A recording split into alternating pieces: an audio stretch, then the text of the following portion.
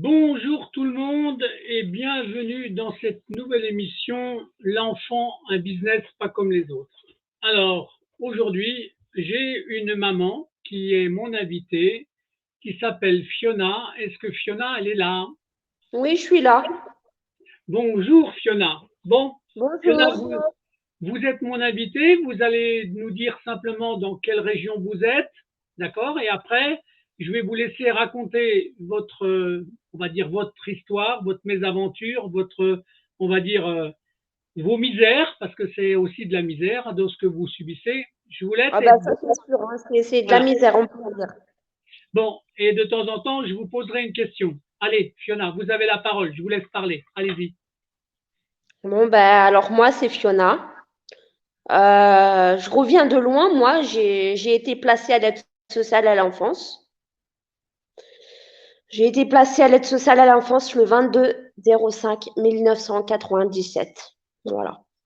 Voilà. Donc ma mère, elle avait des gros soucis au niveau pour me nourrir. Ouais, Voilà. Ce qui est, c'est ce qui était le plus urgent en fait. d'accord. Et ma mère, qui n'avait plus ses parents, qui n'avait plus de famille autour d'elle, s'est retrouvée seule avec moi, toute seule. Et moi, j'avais 18 mois quand ma mère commençait à avoir des soucis pour me nourrir parce que c'était le moment de manger comme tout le monde. Donc, ben, moi, je demandais à être, enfin, à ne pas avoir faim. Donc, ça compliquait les tâches pour ma mère qui s'était séparée du père enfin, de mon père, euh, qui voulait plus entendre parler de moi. Et de ce fait, eh ben, en fait, elle s'est tournée vers une assistante sociale de l'aide sociale à l'enfance, chose D'accord. qui n'aurait jamais fallu faire la demande auprès d'une assistante sociale de l'aide sociale à l'enfance qui finalement, ben, ma mère, elle a demandé cette aide-là. Et D'accord. puis, enfin, elle a commencé à faire un signalement au procureur de la République. Et puis, ça s'est terminé que ben, moi, j'ai été placée. Alors, Voilà. Elle n'a pas laissé. En fait, au final, elle n'a pas aidé ma mère, l'assistante sociale, mais elle nous a directement, enfin, elle m'a directement placée. Et ma mère était enceinte de mon frère, de mon demi-frère, enfin de mon frère, Valentin. Et comme eh ben, elle avait déjà un souci avec moi, ben, derrière, ils ont pris mon frère Valentin. Voilà. Donc, moi et mon frère Valentin, on était placés presque en même temps, sauf que moi, j'étais déjà toute seule, séparée de ma mère. Donc, j'ai vécu ben, l'horreur, le cauchemar sans ma mère, parce que moi, j'étais attachée après ma mère et tout. Et eux, ils n'ont jamais voulu presque que je reste avec elle, parce que c'est devenu très, très dur pour rester avec elle, parce que à chaque fois, bah, je voyais ma mère pas longtemps. Je voyais ma mère 2 heures. Et comme elle habitait à Bellac, elle habitait pas en Vienne, bah, en fait, il fallait qu'elle paye le trajet, le car, quoi. Et elle restait que 2 heures avec moi pour repartir à Bellac en car à l'époque, où elle devait galérer pour trouver, pour pas rater le bus, pour pas rater le trajet, tout, pour pas qu'elle dorme à Limoges, voilà, alors, seule. Fiona, pour qu'on comprenne bien, elle avait combien de kilomètres à faire pour te voir en Ah fait? ben Bellac, de Limoges à Bellac et de Bellac à Limoges, enfin l'aller-retour à chaque fois, faut compter, hein. Moi je sais pas trop, hein, c'est elle qu'il faut poser la question après, hein. Moi je lui parle plus, ça fait plusieurs mois à ma mère que je lui parle plus. Bref, elle devait se débrouiller pour pas rater le bus, pour pas rater le car, pour pas rater voilà le trajet pour rentrer chez elle. Parce que moi, j'étais à Isles. J'étais à Isles. J'étais pas du côté de Bellac. J'étais en Haute-Vienne. Ma mère, elle était plus du côté de, on va dire, vers Poitiers, en fait. D'accord, Poitiers. d'accord. Bon, en tout cas, il y avait des kilomètres à faire, il fallait de l'organisation. Mais ce que je trouve difficile quand même, c'est que quand une maman il a des difficultés de trésorerie pour nourrir son enfant, ce serait pas dur de verser de l'argent à la maman pour qu'elle ait un peu plus Voilà, de... c'est ça. Hein. Or ça, ils veulent pas en fait. Ça, c'est déjà pour moi le premier des dysfonctionnements. C'est une méthode pour enlever les enfants. D'accord? Voilà, c'est ça. Voilà. Et moi, je vais te dire une chose, Fiona, qui est importante. L'aide qu'ils pouvaient apporter à ta maman aurait coûté moins cher que le placement d'un enfant dans un foyer hein, ou dans une maison. Hein. Je te le dis tout de C'est suite. ça.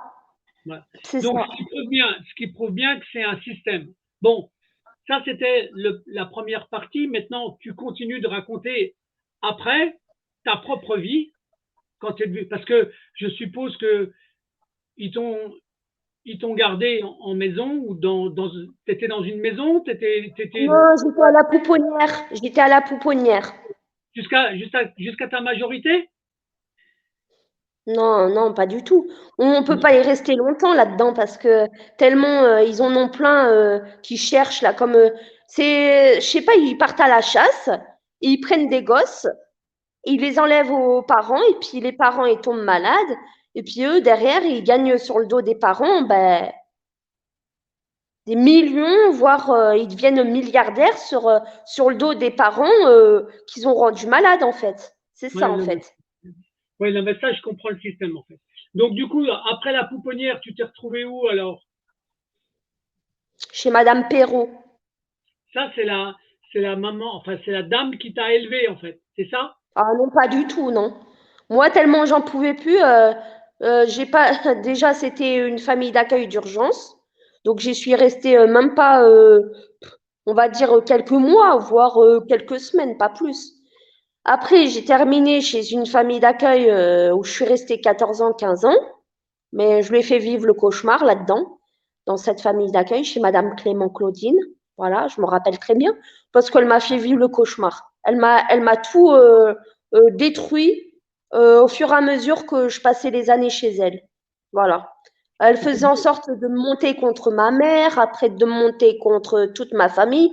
Bref, après, je me suis retrouvée dans des problèmes avec elle parce qu'elle avait mon frère aussi. On s'est retrouvés avec mon frère avec elle. Vous étiez dans la Et, même maison. Vous étiez dans la même maison avec ton frère. oui, oui, c'est ça. On s'est retrouvés pendant 14 ans entre frères et sœurs où on a dû être séparés parce que c'est devenu un cauchemar entre nous deux. On se battait, on se mordait, on n'arrivait plus à jouer ensemble. La fille de la famille d'accueil nous montait contre nous deux pour nous séparer. Bref, on a fini séparés. On ne s'est pas revus pendant plusieurs années. J'étais en IME, en internat. J'ai fini en internat parce que, en fait, j'étais à la maternelle de Saint-Sulpice, non, de Laurière, où j'ai pas pu continuer à la maternelle. Donc, ben, j'ai fini ben, en IME, hein, Oui. voilà. J'ai fini en IME. Et puis, comme ça me plaisait pas, comme j'aimais pas être là-dedans, et ben, j'ai fini par péter les plombs, en fait, par faire vivre le cauchemar. Je me cachais dans les sapins avec les autres et tout. C'était un cauchemar pour eux. Donc, au bout d'un moment, ça les a gavés. Donc, moi, je me suis retrouvée ben, à Bellevue, en pédo. Voilà, mais le week-end, j'étais tellement un peu promenée, baladée, qu'ils n'arrivaient pas à me mettre quelque part tellement j'étais méchante, j'étais pas commode, moi. Hein. Et je suis toujours pas commode, hein, vu ce qu'on me fait vivre. Hein. Alors, ben, ça a continué. Alors, je me suis retrouvée à un moment donné en foyer à Céline Lebré, et puis à l'UA, et puis à la Villa Mimosa, et puis j'enchaîne, hein, attention, hein. Puis chez Madame Christine Lavaux aussi. Et D'accord. puis Ça, c'est vers mes 14-15 ans, ben, quand ça commence à se passer mal et tout, et ben, parce que j'ai commencé à être en IME à l'âge de mes 6-7 ans, un truc comme ça. Même peut-être après, je sais plus, j'ai pas trop regardé dans mes dossiers, mais je connais peut-être mon histoire par cœur, hein, je sais pas, hein. Bref, je dis quand même ce que je me rappelle. Parce Mhm. que tellement mon histoire remonte à une décennie, j'essaye de me débrouiller pour tout raconter, hein. Ah oui, non, C'est mais hallucinant. d'accord. Donc, j'étais en IME à l'IME Lascaux où on m'a fait vivre un calvaire, hein, un calvaire. Je me faisais tabasser dessus. Mon nez, bon, il paraît pas déformé, mais je me suis pris des pagnons dans le nez quand même, hein, sur le nez, hein. On a essayé de me casser mon nez, hein. Ah oui, Et moi, pour le coup, ma mère, elle en a eu des pagnons, hein, des points dans la gueule, hein. Parce que ma mère, son nez, il n'est pas comme. Bon, là, vous la voyez pas, ma mère. Mais ma mère, elle s'est fait tabasser par mon père biologique. C'est pour ça d'accord. qu'elle s'en est séparée de lui. Parce que moi, j'étais dans son ventre. Et quand j'étais dans son ventre, et ben, mon père biologique, le lui a tabassé sur son visage, le lui a donné des coups de poing parce que ben, il avait bu de l'alcool, Oui, c'est parce ça. qu'il était dans une galère pas possible. Donc c'est pour ça qu'elle s'en est séparée de mon père. Voilà, donc Ouais, c'est voilà ce qui s'est l'alcool. passé.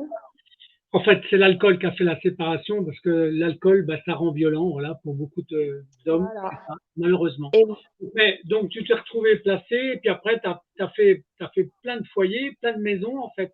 T'as, tu t'es retrouvé dans plein de lieux différents, en fait. oui, exactement. Ouais.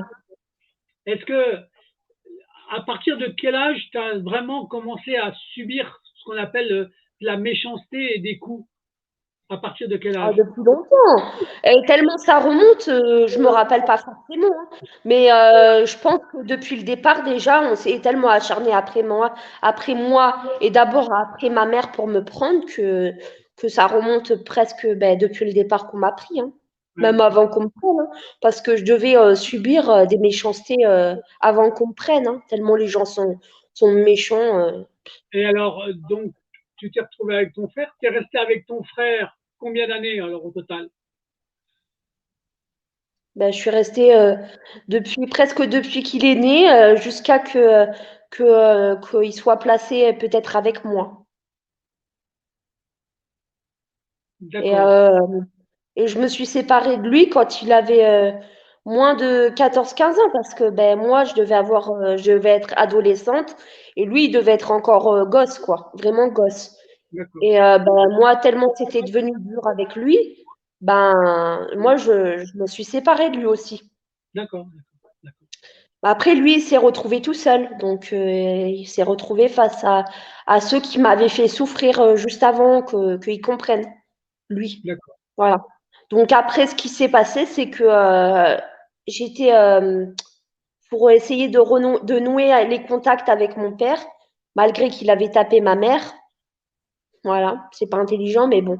Moi, j'avais plus que lui pour essayer de nouer les contacts. Bon, je voulais pas m'en servir et le jeter. Je voulais essayer de comprendre, Ouais, essayer de voir qu'est-ce qu'il pouvait faire, s'il pouvait sauver la situation pour moi au moins, hein. S'il pouvait plus ouais, rien faire pour ma mère, que ma mère, elle avait refait sa vie et tout ça, mais au moins qu'il essaye de me sauver dans la situation.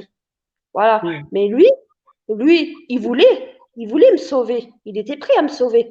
Sauf qu'il y avait une éducatrice, Madame Leslie Vergniaud,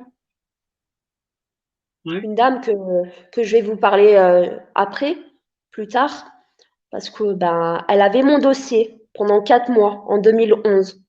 Et puis j'étais chez une famille d'accueil, chez Madame Christine Lavaux, où j'étais avec une autre fille qui était à côté de moi à l'époque, où en même temps j'avais téléphoné à mon père biologique, j'avais le numéro.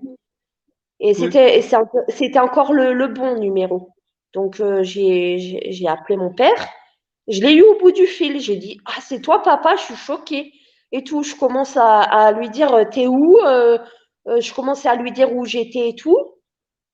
Puis bien évidemment, ben, l'aide sociale à l'enfance, ben, ils n'ont pas voulu que je continue à lui parler. Donc, ils m'ont dit: «Ça va pas se passer comme ça, je vais le dire à l'éducatrice et tout».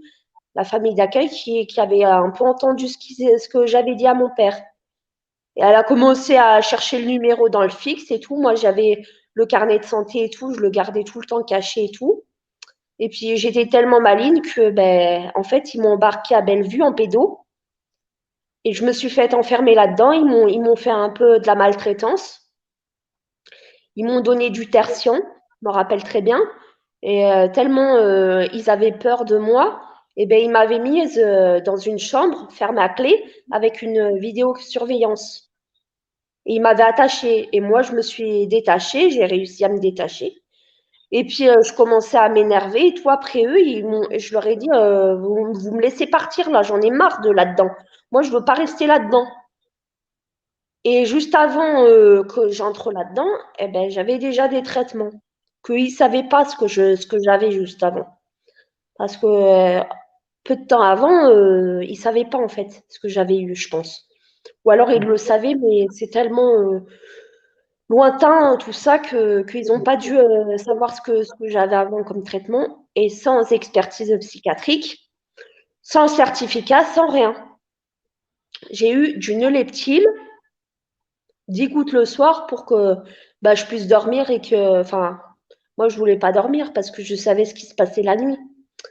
Mais moi je voulais pas dormir et j'avais quand même l'obligation par les familles, par la famille d'accueil de prendre du Neuleptile et du Zoloft après parce qu'on a changé. Hein.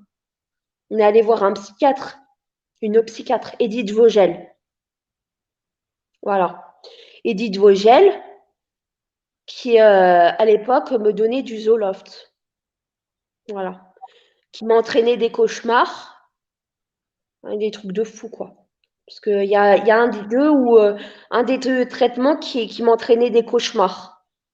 Voilà. Donc j'ai eu des cauchemars, j'ai eu le droit à des cauchemars avec ce traitement.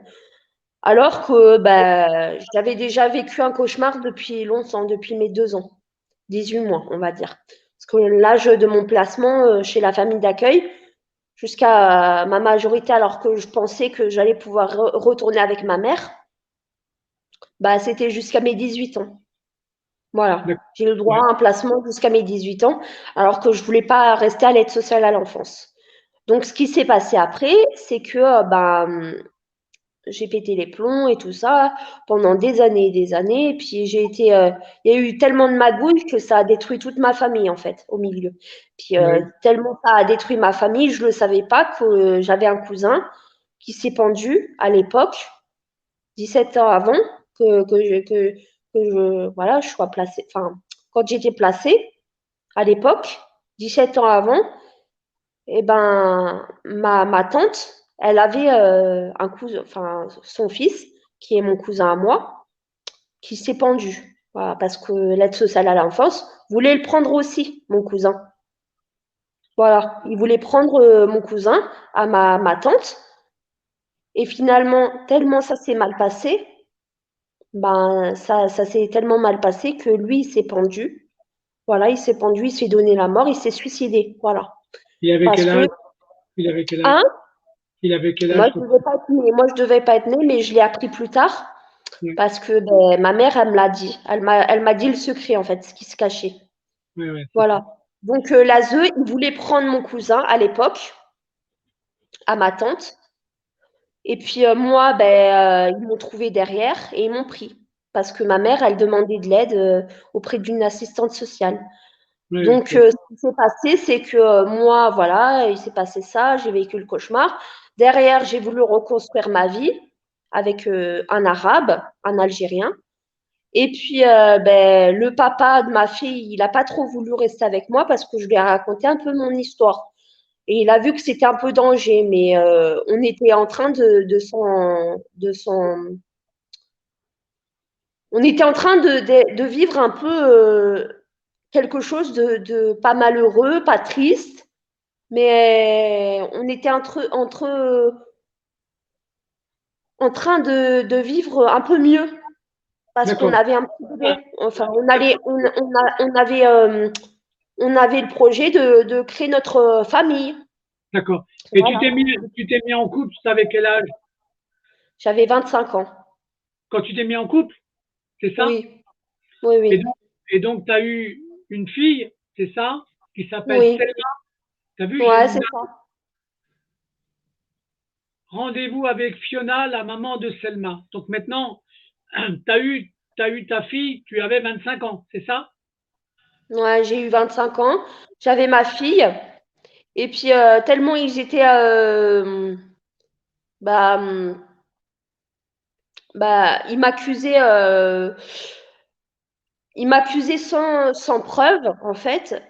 Et une fois qu'ils m'ont arraché ma fille, le 25 janvier 2022 à 16 h, j'ai pu faire mon expertise psychiatrique que je demandais depuis tellement d'années qu'une fois qu'ils m'ont pris ma fille, ils étaient en train de m'attaquer, quoi. Hein. D'accord. Voilà. Donc, quand j'ai fait mon expertise psychiatrique, au mois de mars 2022, j'ai appris que ben, l'expertise psychiatrique, elle était bien, elle était très bien même. Tellement bien que j'étais plus folle. Et j'étais plus folle, hein. J'avais plus aucune maladie psychiatrique, plus aucune maladie mentale, seulement des privations et des sanctions. Ouais, c'est ça. Hein. Tout ce qui représentait, tout ce qui ben, disait que tout ce qui prouvait que eux, ils avaient tort. Donc, tellement ils avaient tort et tellement ils avaient envie de tout flinguer à nouveau, ben, ils m'ont mis à bout de nerfs. C'est-à-dire qu'ils m'ont privé de mon argent petit à petit. Alors, quand tu dis Les avocats, privé de ils ton n'avaient pas argent, le droit. attends, quand tu dis ils t'ont privé de ton argent, ils ont fait quoi exactement? Ben, étant donné qu'ils m'ont fait la misère et tout ça, ben, j'avais plus de famille, donc ben, évidemment, il fallait avoir de l'argent pour vivre quelque part.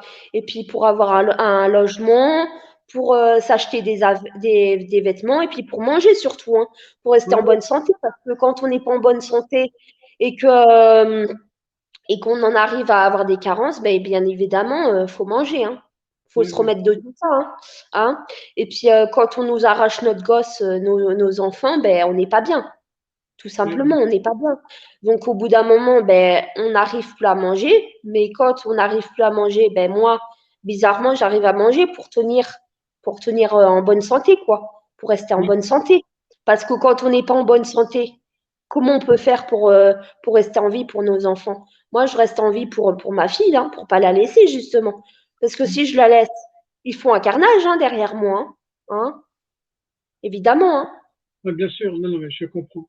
Donc là, ils t'ont enlevé ta fille à quelle date, tu me dis? Elle avait quel âge? Tout de suite après la naissance? Ah non, non, pas du tout. J'étais, c'était sketch hein, là-dedans. Alors, j'ai accouché. Je suis restée 4 jours où j'ai presque pas dormi parce que je savais ce qui se passait derrière, ce qui allait se passer derrière. Alors, comme j'arrivais plus à dormir, ben, j'étais tout le temps avec ma fille. Enfin, ma fille sur moi, là. Vous voyez, là, je l'avais sur moi. Et elle avait tellement la chaleur de sa maman qu'elle faisait des câlins et tout. On faisait des bisous. Elle pleurait plus, quoi. Elle était tellement bien sur moi qu'elle demandait que ça, en fait. Oui, Je le oui, oui. sentais quand elle était sur moi. Je le sentais qu'elle voulait tout le temps rester sur moi. Et puis moi, tellement ça me faisait du bien qu'elle soit sur moi, ben, je m'endormais. Oui, Je m'endormais. Et puis, ben, à force, 4 jours après, eh ben, il y en a une, pendant 3 mois, elle m'a accompagnée pour l'accouchement. Et avant l'accouchement, elle essayait d'avoir les échographies, mais moi, je lui ai dit, non, non, c'est les miennes, vous n'avez pas le droit et tout. C'est les miennes, échographies, c'est ma fille, c'est pas la vôtre, c'est pas, elle appartient pas à l'État, en gros. Je leur ai fait comprendre que elle m'appartenait, ma fille, et qu'ils n'avaient pas le droit d'avoir quoi que ce soit. oui, Voilà. Donc, moi, j'ai fait en sorte d'avoir des belles photos, mais pour garder les preuves que c'était ma fille et tout.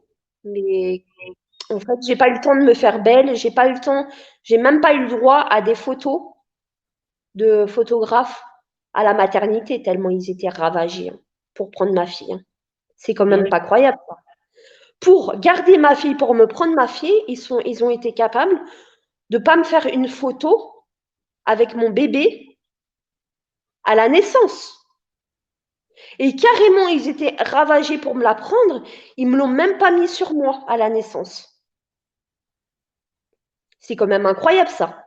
oui, oui, Donc, ce qui s'est passé, c'est que comme elle est née en détresse respiratoire, parce qu'ils étaient tellement occupés à toutes les naissances qu'il y avait pendant le jour où elle est née, à 17h06, elle est née, entre 17h et 17h06.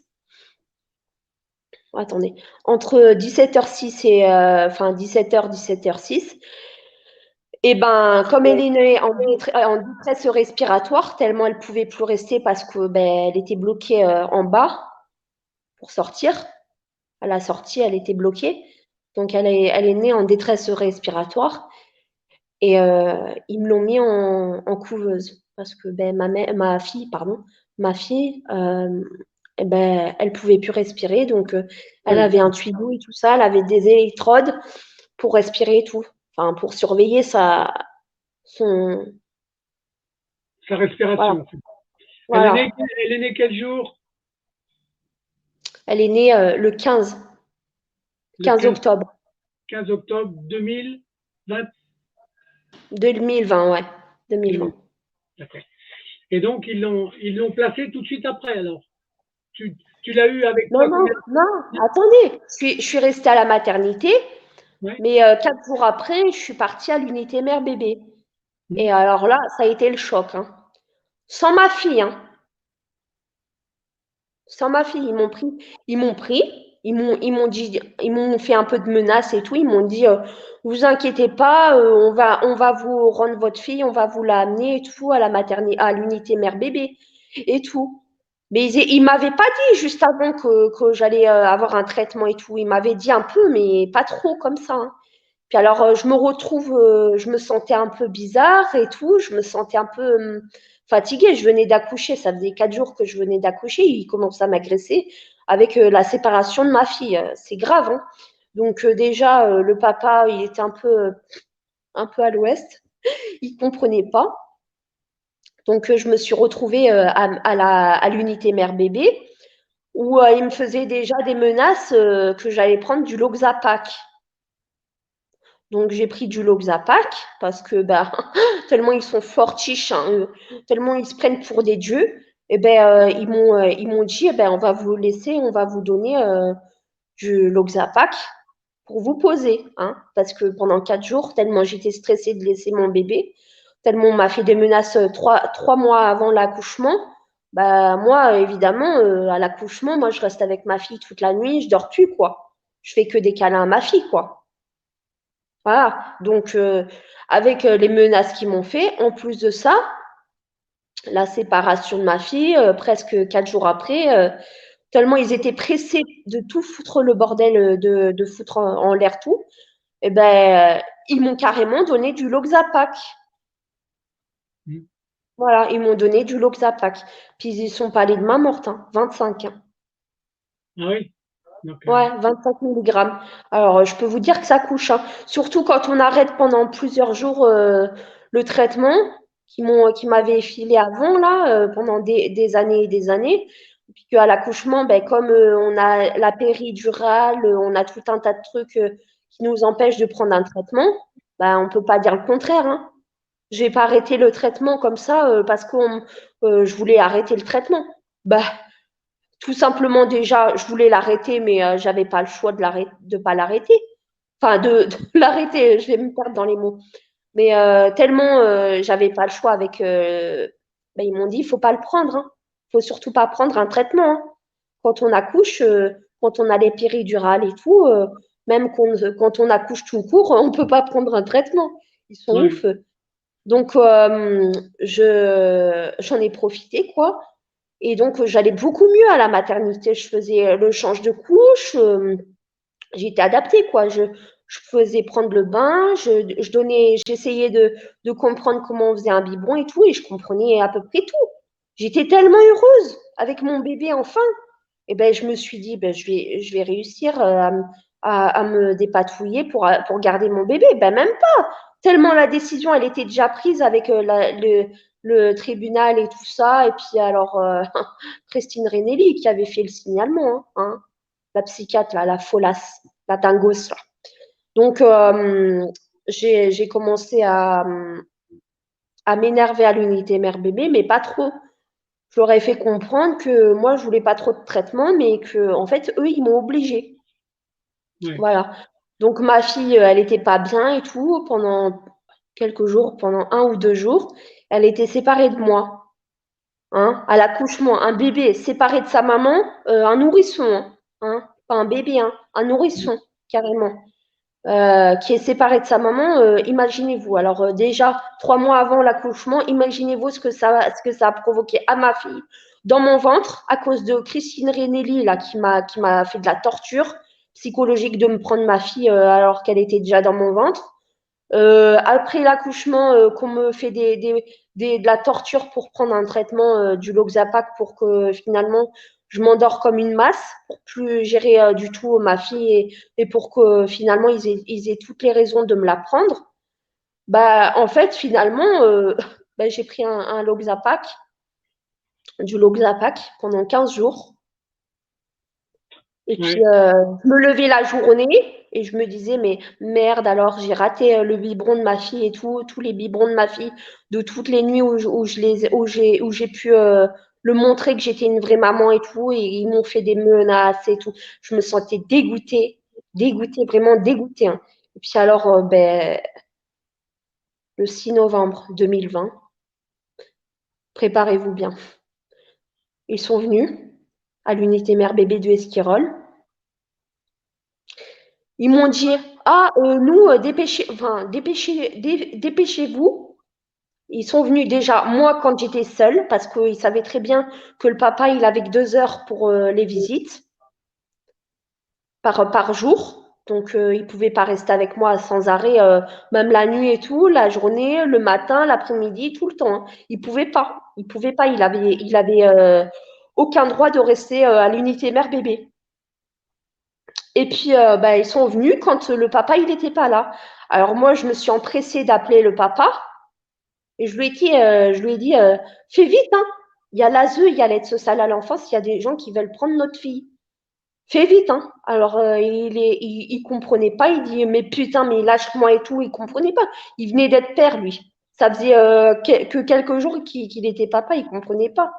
Déjà, il était avec moi à la maternité. Après, on était séparés de la maternité à l'unité mère-bébé et tout. On pétait les plombs, quoi.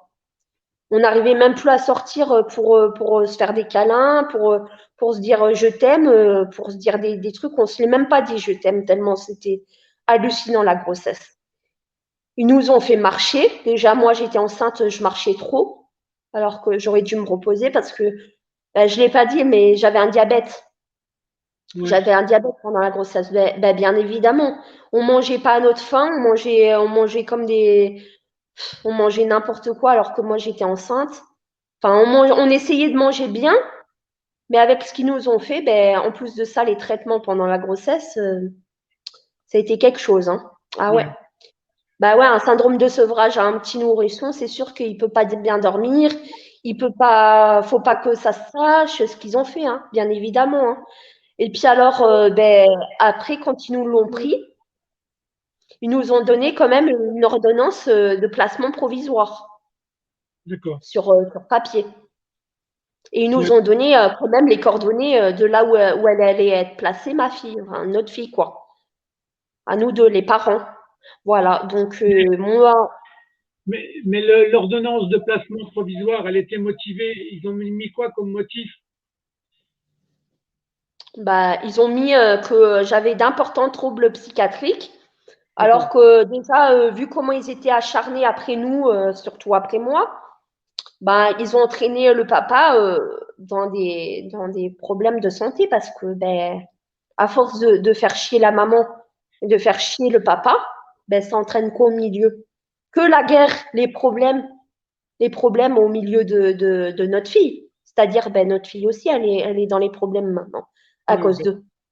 Ouais. Voilà, donc pour faire de l'argent, ils sont capables de détruire les gosses, les parents, et puis alors sur le dos, bah, après, ils ont que des problèmes de justice. Ils sont Ouais. tellement encombrés, les pauvres gens, hein, qu'ils ont que des problèmes après. Hein. Ouais, Bah, faut ouais. pas Non, chercher, hein.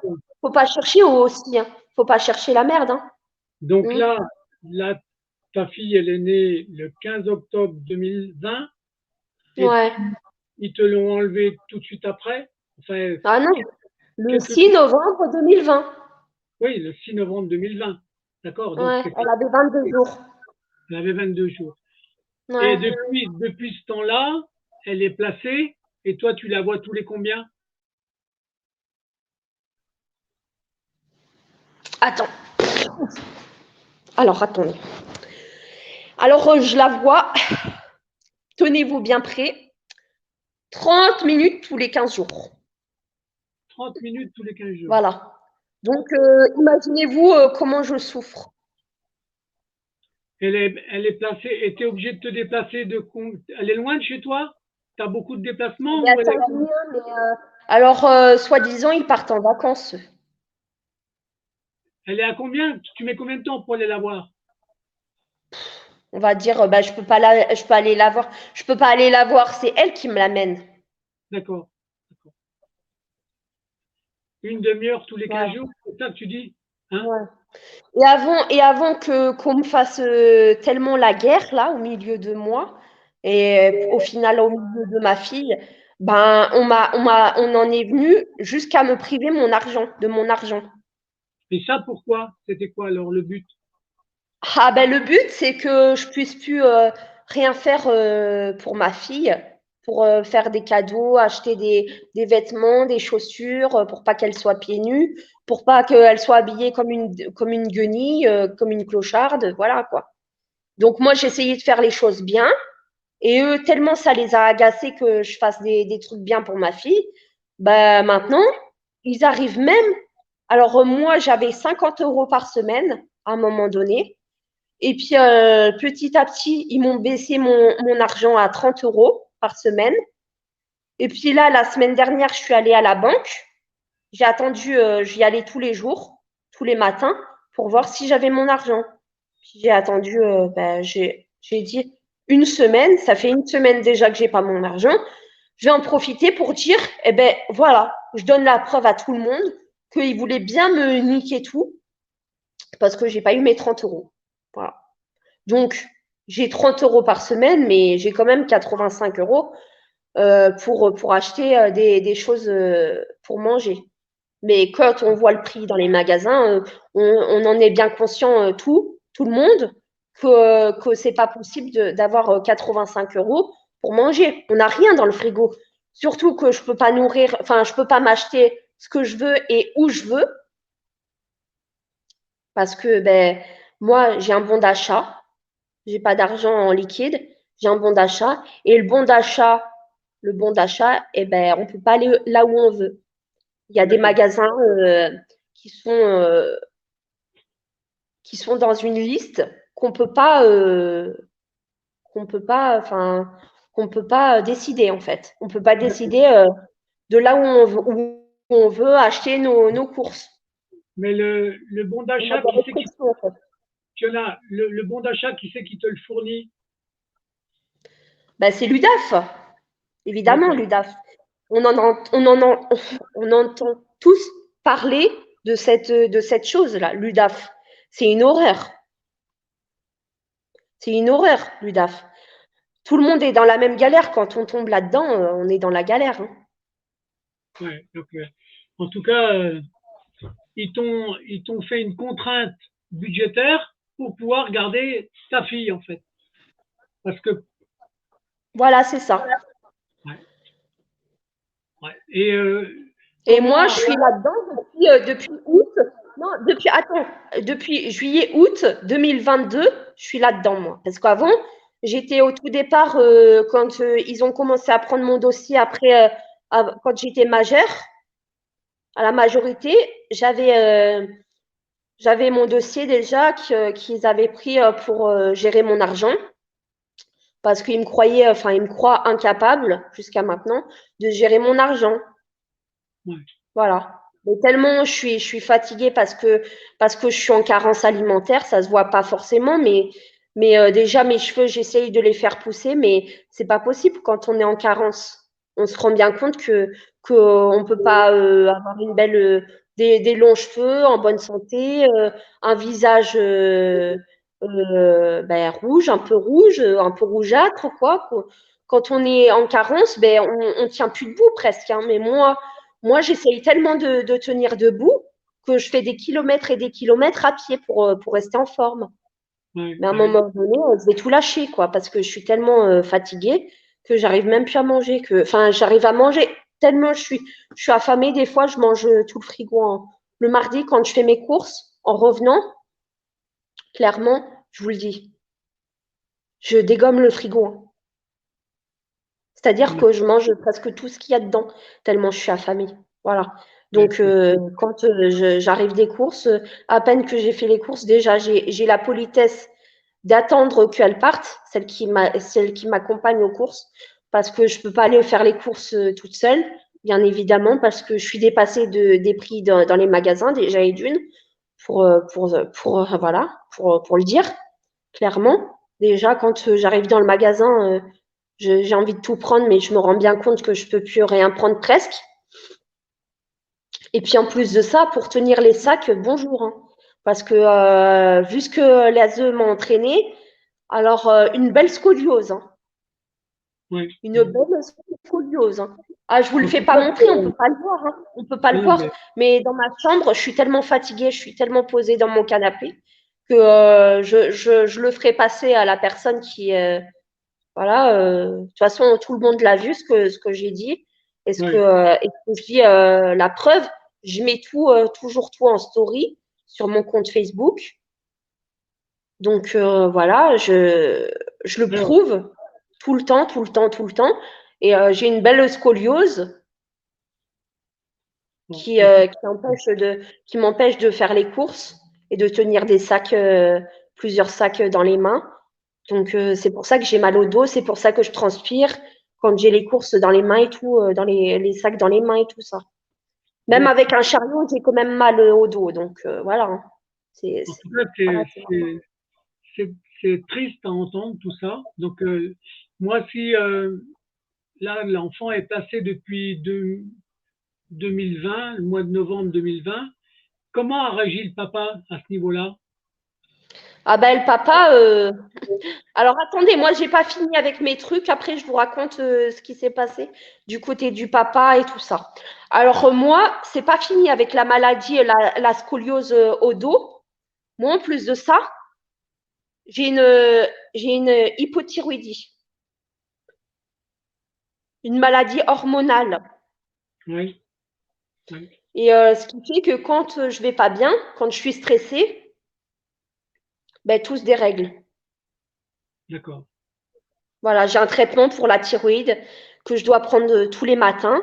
Et en fonction de comment, de mon résultat tous les 3 mois, comment il est, ben, soit je réajuste le traitement, soit je le laisse comme il D'accord. est.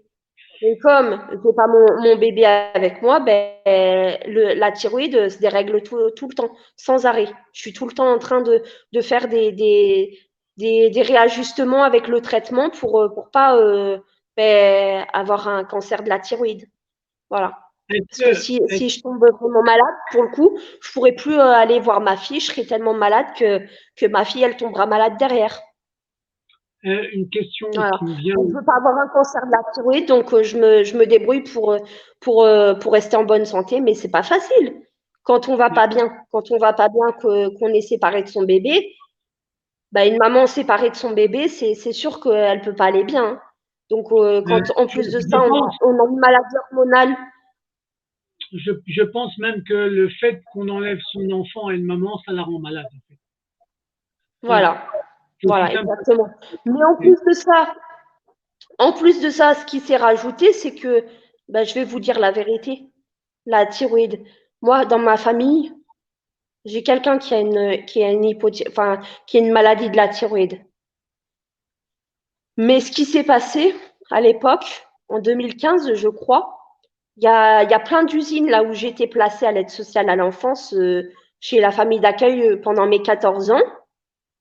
Et à Bessines, il y a eu un problème avec les trucs de cancer et tout, de thyroïde et tout. Voilà. Donc, ça se trouve, même que ma tante, elle était malade déjà, et que ça se trouve, c'est héréditaire parce qu'il le marque sur Internet que la thyroïde, c'est héréditaire. Quand on a une maladie de la thyroïde, c'est héréditaire. Sauf que moi, à l'époque, j'étais placée à l'aide sociale à l'enfance en famille d'accueil. Et à Laurière, moi, j'étais. Et juste à côté, il y avait Bessines. Et Bessines, il y a des usines. Ouais, c'est ça. Donc, Et moi, je sais que les usines, en elles-mêmes, c'est pas bon pour la santé parce que c'est plein de radioactifs et que ça apporte que des maladies, des cancers, des trucs comme ça. ok. Donc, Et la thyroïde, eh ben, c'est comme le cancer, en fait. Voilà. ouais. Donc, ça se trouve, j'ai chopé le cancer, enfin, pas le cancer, mais la maladie de la thyroïde à cause de mon placement. Oui, Voilà. c'est possible, c'est possible. En tout cas, on peut l'imaginer. Donc là, en fait, tu as subi plein de choses dans ta vie depuis très longtemps, entre le mal qu'on t'a fait parce que tu n'étais pas avec ta maman, tu as été enlevé, puis après le mal qu'on te fait parce qu'on t'enlève ta fille, ça fait beaucoup d'années où tu souffres, où tu as du mal. Et de là à pas comprendre que ça peut te rendre malade, ça me laisse un petit peu ça me laisse perplexe en fait. Les gens devraient comprendre que c'est le mal qu'on t'a fait qui te rend malade en fait. Voilà. Donc Ouais. Et j'avais juste quelque chose à dire. Je vais raconter après l'histoire du papa, de son côté, de ce qui s'est passé, tout ça. Alors moi, ce qui s'est passé, c'est que… Pardon? il nous reste que 10 Allô? minutes, hein, Fiona, parce que j'arrête dans un. Oui, oui. Oui, tu Oui. m'entends? Donc moi, ce qui s'est passé, c'est que j'ai beaucoup maigri. J'ai perdu plus de 20 kilos parce que j'ai arrêté le traitement psychiatrique, parce que j'étais bien, enfin, je suis bien dans ma peau et tout, malgré qu'ils essayent de me faire vivre l'enfer. Et je vais vous dire ce qui se passe du côté du papa. Lui, il commençait à avoir beaucoup de temps de visite. Il avait 2 heures pour voir sa fille. Et d'un seul coup, boum, 30 minutes de visite. Décidé par qui? Bah, par l'aide sociale à l'enfance, bien évidemment. Parce que lui, il vient du bled, hein, il vient pas de la France, hein, il vient pas Oui. d'ici, lui. Alors là-bas, il y a le soleil, et il vient en France pour faire sa vie avec une fille et tout. Et puis il tombe sur moi, et puis voilà. Et puis alors, bien évidemment, ben moi, je me retrouve toute seule. Parce que tellement je suis un peu emmerdante, j'amène que les problèmes. Ben, il est tellement malheureux maintenant qu'il arrive, je sais pas ce qui s'est passé, mais Selma, je sais pas s'il la voit toujours, hein. D'accord. C'est triste en S'il fait. voit toujours son père, si Selma, elle voit toujours son père. Parce que moi, Bon, j'arrive pas à savoir, tellement il y a des choses cachées derrière moi. Ben moi, on me dit rien. On me dit juste ce qui se passe pour moi. Et la famille d'accueil, moi, me dit, vous voyez ça avec l'éducatrice. L'éducatrice me dit, faut l'oublier parce que c'est définitivement fini avec le papa de votre fille. Lui, il a refait sa vie, en gros, voilà. Bref, elle a foutu le boucan. d'accord, d'accord. Voilà, Donc, voilà. donc tu as fait le tour de ton histoire en fait, tellement tout le monde, c'est triste, tout l'enchaînement que tu as vécu en fait. C'est parce que là, pour l'instant, la seule espérance que tu as, c'est de voir un peu plus ta fille, un peu plus Ah souvent. non, pas la seule espérance. Attendez, j'ai pas fini. J'ai fait quand même la cour d'appel toute seule, sans Ouais, avocate, bien évidemment. Ben non, attendez. Je vais pas prendre un avocat étant donné qu'il y a eu une histoire avec le secrétaire de l'ordre des avocats de Limoges, hein, où il a volé que de l'argent, là où il a volé tout un tas d'argent, plusieurs milliers d'euros, là, hein, qu'on n'arrivait plus à avoir d'avocats et que les avocats, ils étaient énervés, hein, trop énervés même. Ils se demandaient, mais même moi, quand je suis arrivée dans le tribunal le jour de la cour d'appel, ils se demandaient, mais c'est quoi ce délire? Tous les avocats étaient au tribunal de grande instance de Limoges. J'ai dit, c'est quoi ce délire? Tous les avocats, ils étaient à Limoges, ils étaient dans le tribunal d'instance. Ils se disaient, mais c'est quoi ce délire? Ils étaient énervés et tout. Moi, je faisais la cour d'appel toute seule comme une grande, hein. Attendez, ils m'ont pris tellement comme une gamine que moi, je suis allée à la cour d'appel de Place d'Aisne, carrément. Ouais. Oui, parce qu'il y a 2 tribunaux à Limoges. Il y en a un, c'est un ancien, tellement il est ancien, il y a les travaux, en même temps, il y a la cour d'appel, il y a les jugements qui se passent dans un tribunal qui est en travaux. Tellement c'est grave. Ah ouais, c'est grave. Le tribunal est en travaux, mais il y a toujours des jugements qui s'y passent dedans. C'est un Ok. truc de fou. Bon. Bon. Donc elle Donc a. moi, j'avais pas d'avocat, je me suis battue sans avocat, sans rien. Et puis alors, je suis allée au tribunal et j'ai eu la surprise de tomber sur l'avocate du papa de ma fille. Ah Et oui? puis alors là, c'était la surprise, hein. C'était la cerise sur le gâteau, hein. Ah là, pour le coup, le papa, hein, je voulais pas lui faire du mal, mais ben, il se retrouve avec 2 heures de visite et puis d'un seul coup, 30 minutes. Ah bah là, c'est sûr que ça fout le moral en l'air, mais moi, je vais me battre jusqu'au bout. Et je suis prête à le dire haut et fort sur partout, le raconter à tout le monde. Je m'en fous. Moi, je sais très bien ce que je vais y gagner ou perdre. Mais alors là, c'est sûr que si je parle et si tout le monde s'y met à parler, si tout le monde se met à parler, à dénoncer tout ce qui s'y passe, c'est eux qui vont avoir peur et les autres, ils vont gagner comme moi, comme tous les parents qui ont morflé là, qui ont morflé avec eux là, l'aide sociale à l'enfance et les tribunaux là, de Limoges, partout là même. Ouais. Bon, en tout cas, bon, c'est une histoire que tu racontes, c'est un témoignage qui est important, d'accord? Ah oui, très important. Attendez, vous voulez rire, ça fait une décennie que j'essaye de dénoncer tout ça et que maintenant que j'ai dénoncé tout ça, j'espère que ça va faire la une, hein. Attendez, hein. En tout cas, moi, je publierai ce témoignage-là très rapidement, hein, ne t'inquiète pas. Tu auras une Ouais, copie, je t'enverrai par email la copie de la mise en ligne parce qu'elle va partir ouais. elle va partir sur plein de réseaux, plein de réseaux. Et comme maintenant les témoignages de maman sont partagés par plein de réseaux de défense des parents, d'accord? Mmh. Je sais même pas jusqu'où ça ira. Mais en attendant, voilà, donc on a fait le tour de ton affaire, de ta triste affaire.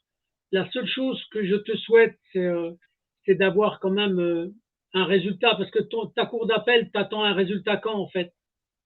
Le 18 mai.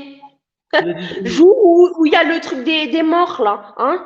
C'est tellement fantastique leur truc, là, leur décision, que ça sera le jour où ça sera férié. En plus de ça, ils me font croire ça en plus. Hein. Ils me font croire que ça va être le jour où ça sera le jour des trucs de cimetière, là. Ils vont me donner la décision pour voir ma fille un peu plus ou pas, ou Bon, voilà, de ce qui va se passer. Non, mais là, c'est grandiose. Hein. 18 mai, le jour des morts. bon ben, en tout cas, Ah, c'est grandiose. Hein. voilà, tu me feras signe à ce moment-là, tu me diras ce qui s'est passé, d'accord? Ah ouais, ouais, j'essaierai du moins. Parce que, attendez, hein, préparez-vous bien, mais ils m'ont pas donné mes 30 euros. Hein. Ouais, Donc, je vais essayer de voir si j'ai 30 euros d'ici là, avant le 18 mai. Mais si je les ai pas et que mon abonnement, enfin mon, mon crédit téléphonique s'arrête bah, le mois où je dois vous le dire, la, le, les, la réponse de la juge, eh ben, ça va être compliqué de vous le dire si j'ai plus d'unité pour vous le dire sur mon ben, téléphone.